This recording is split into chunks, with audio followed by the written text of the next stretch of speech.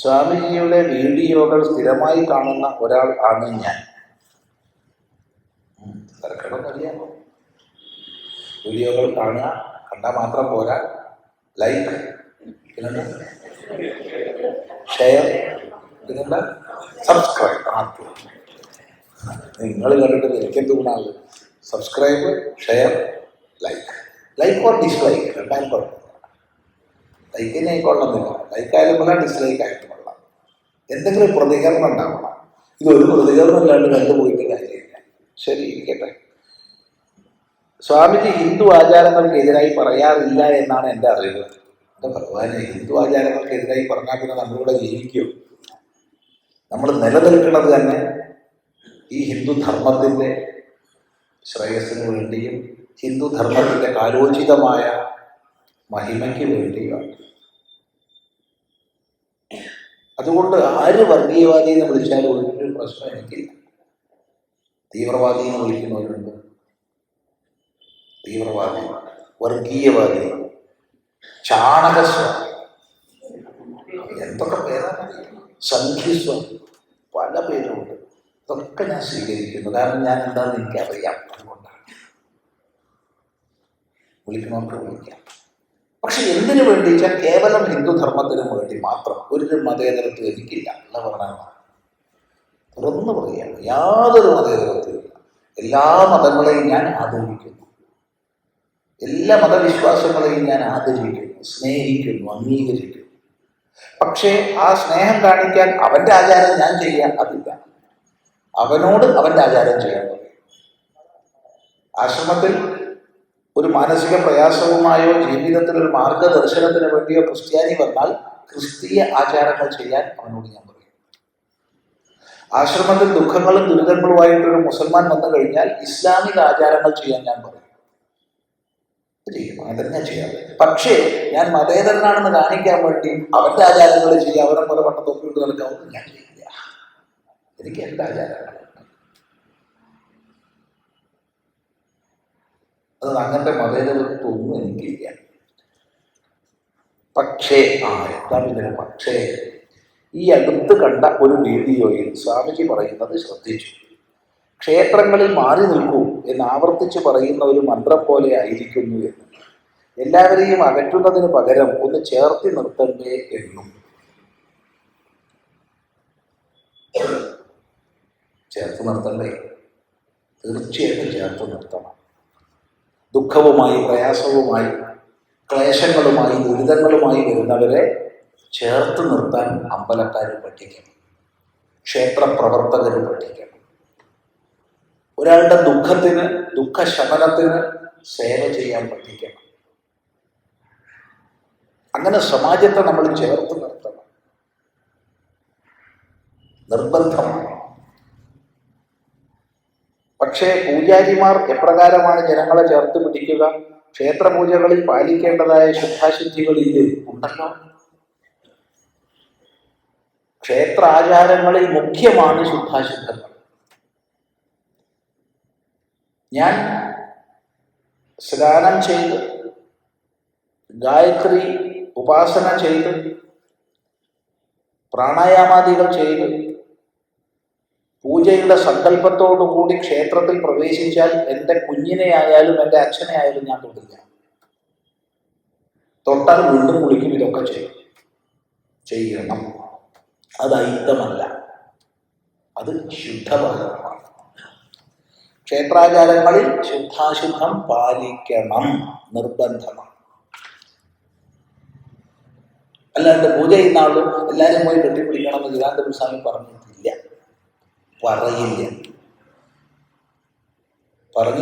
പറയില്ല. എന്നാൽ വാക്കുകൊണ്ടുള്ളൊരു കെട്ടിപ്പിടിക്കലുണ്ടല്ല.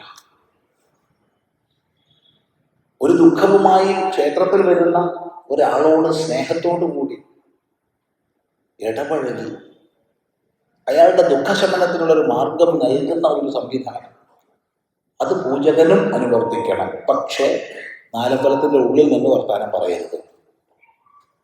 എന്ത് സമാധാനിപ്പിക്കാനാണെങ്കിലും നാലമ്പലത്തിന് ഉള്ളിൽ നിന്ന് വർത്താനം പറയരുത്, പുറത്ത് വന്നിട്ടേ പാടും. അപ്പം പുറത്ത് വരാൻ പറ്റാത്ത സമയമാണെങ്കിൽ അയാളെ പണി ചെയ്യേണ്ട. പുറത്തു വരാൻ പറ്റുന്ന സമയമാണെങ്കിൽ ചെയ്യണം. ഇതൊക്കെ ഔചിത്യ ബോധത്തോടുകൂടി സ്വീകരിക്കണം. പറഞ്ഞ വാക്കിന് അർത്ഥം എടുക്കരുത്, ഭാവം മനസ്സിലാക്കണം. ഇനി ഓരോ ക്ഷേത്രത്തിലും പൂജകൻ മാത്രമല്ലല്ലോ ഉള്ളത്, ആരൊക്കെ ഉണ്ട്? ആ ക്ഷേത്രത്തിൻ്റെ പ്രവർത്തകന്മാരുണ്ട്, കാര്യകർത്താക്കളുണ്ട്, മറ്റു ജീവനക്കാരുണ്ട്. എല്ലാവരിൽ നിന്നും സ്നേഹമസൃണമായൊരു പെരുമാറ്റം വരുന്ന ഭക്തജനങ്ങളോടുണ്ടായിരിക്കണം. അപ്പോഴേ വീണ്ടും വീണ്ടും പോകണമെന്നുള്ള ചിന്തയും വീണ്ടും വീണ്ടും ഭഗവാനുമായിട്ട് അടുക്കണം എന്നുള്ള ചിന്തയും ഉണ്ടാവും. അതെ, ഇപ്പം ഇവിടെ നോക്കൂ, രാവിലെയും വൈകുന്നേരം ഈ ക്ലാസ് കഴിയുമ്പോഴത്തേക്ക് ഇതിൻ്റെ മാനേജർ ശ്രീ ഡോക്ടർ ജയൻജി വന്നിട്ട് പറയും, എല്ലാവരും ഭക്ഷണം കഴിച്ചിട്ടേ പോകാൻ പാടുള്ളൂ എന്ന്. ഒരു ദിവസം പറഞ്ഞാൽ ഒരു ദിവസം പറയണം. അതാണ് വേണ്ടത്. അതാണ് ചേർത്ത് പിടിക്കൽ. അതാണ് ചേർത്ത് പിടിക്കൽ. ശ്രദ്ധിക്കുക, സേവാ പ്രവർത്തനങ്ങൾ ചെയ്യൽ. ഒരു ക്ഷേത്രത്തിൻ്റെ തട്ടകത്തിലുള്ള കഷ്ടപ്പെടുന്നവരെ നമുക്ക് എങ്ങനെയൊക്കെ സേവിക്കാൻ സാധിക്കും? ഒറ്റപ്പെടലിന് നൊമ്പരം അനുഭവിക്കുന്നവരെ എങ്ങനെ ഒരു സാന്ത്വന സ്പർശം നൽകാൻ കഴിയും? മരുന്നില്ലാത്തവർക്ക് മരുന്ന് വാങ്ങിക്കൊടുക്കാൻ, ഭക്ഷണമില്ലാത്തവർക്ക് ഭക്ഷണം കൊടുക്കാൻ, വെള്ളമില്ലാത്തവർക്ക് വെള്ളം കൊടുക്കാൻ. അതാണ് ചേർത്ത് പിടിക്കൽ. ഇനി അതും പൂജ ചെയ്യാൻ ദീക്ഷിച്ച ആൾ ചെയ്യണമെന്ന് പറഞ്ഞിട്ടില്ല. അയാളെ പൂജയിലാണ് പൂർണ്ണമായി ശ്രദ്ധിക്കേണ്ടത്. അയാൾ പോയി കെട്ടിപ്പിടിക്കേണ്ട ആവശ്യമില്ല. അവിടെ അദ്വൈതമല്ല നോക്കേണ്ടത്. അപ്പോൾ ഓരോന്നിനും അതിൻ്റെ ശാസ്ത്രമുണ്ട്. ഇതെവിടെ പ്രശ്നം പറ്റുക വെച്ചാൽ, ഈ പ്രഭാഷണങ്ങളുടെ ഏതെങ്കിലും ചില ഭാഗങ്ങൾ കട്ട് ചെയ്തിട്ടാണ് ഈ യൂട്യൂബ് ചാനലൊക്കെ കൈകാര്യം ചെയ്യുന്നവർ എടുക്കുക. അപ്പോൾ അതിൻ്റെ അപ്പുറത്തെന്ത് പറഞ്ഞു ഇപ്പുറത്തെന്ത് പറഞ്ഞു എന്നുണ്ടാവില്ല. പ്രത്യേകിച്ച് ഷോർട്സിന് വരുന്ന വലിയ കുഴപ്പമാണ്. ഷോർട്ട് വീഡിയോസാണ് ഏറ്റവും അധികം പ്രചാരത്തിലുള്ളത്. അപ്പോൾ ഷോർട്ട് വീഡിയോസിൽ എന്താ സംഭവിക്കുക?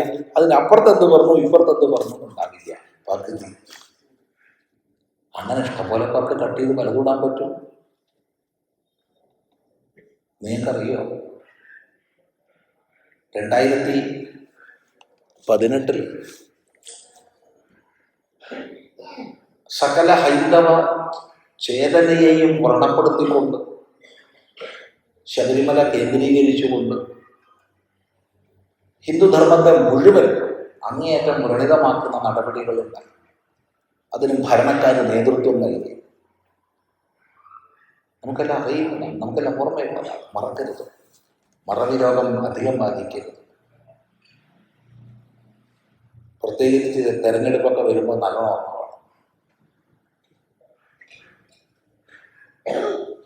ആ സമയത്ത് ചിദാനന്ദപുരി സ്വാമിയുടെ ഒരു വീഡിയോ പ്രചരിച്ചു.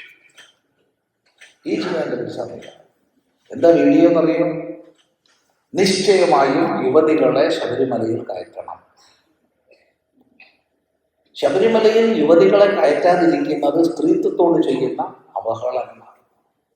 അതുകൊണ്ട് യുവതികളെ കയറ്റണം.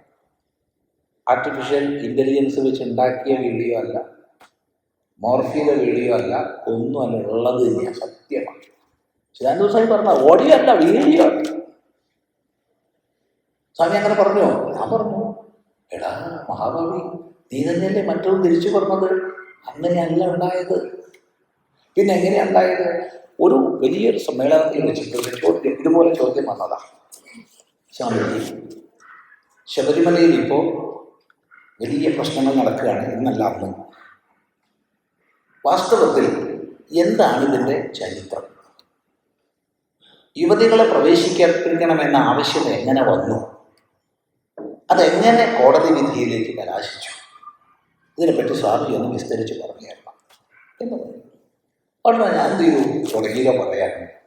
അങ്ങനെ തുടങ്ങിയ സമയത്ത് യങ് ലോയേഴ്സ് ഫോറം എന്നുള്ള സംഘടന ബഹുമാനപ്പെട്ട സുപ്രീം കോടതിയുടെ മുമ്പാകെ ഒരു അന്യായം ഫയൽ ചെയ്തു, പൊതു താല്പര്യമായിട്ട്. അത് ഇന്നതാണ് എന്ന് പറഞ്ഞിട്ട് യുവതികളെ ശബരിമലയിൽ പ്രവേശിപ്പിക്കണം.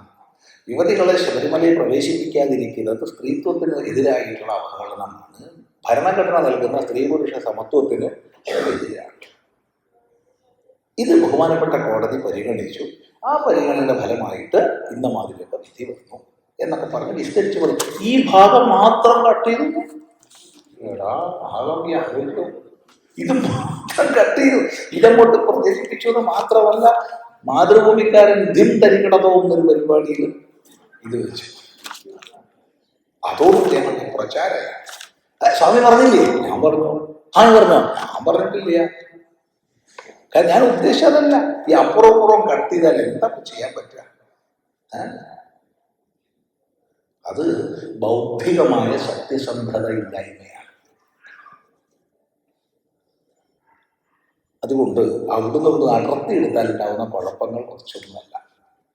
അതുകൊണ്ട് ആവർത്തിച്ച് പറയുന്നു, ക്ഷേത്രങ്ങളിൽ ശുദ്ധാശുദ്ധങ്ങൾ പാലിക്കണം, അണുവ്യതിചലിക്കരുത്. ശുദ്ധാശുദ്ധങ്ങൾ പാലിക്കുന്നത് അയിത്തമല്ല. അയിത്തം വേറെ, ശുദ്ധാശുദ്ധം വേറെ. പ്രത്യേകം ശ്രദ്ധിക്കുക. അല്ലാതെ ക്ഷേത്രത്തിനുള്ളിൽ എല്ലാവരും പോയി കെട്ടിപ്പിടിക്കണമെന്ന് ഞാൻ പറഞ്ഞിട്ടില്ല, പറയില്ല.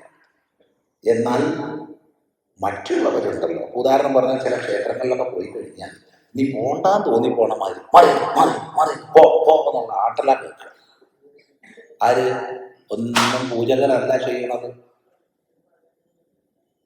ഒന്നും പൂജകനല്ല ചെയ്യുന്നത്.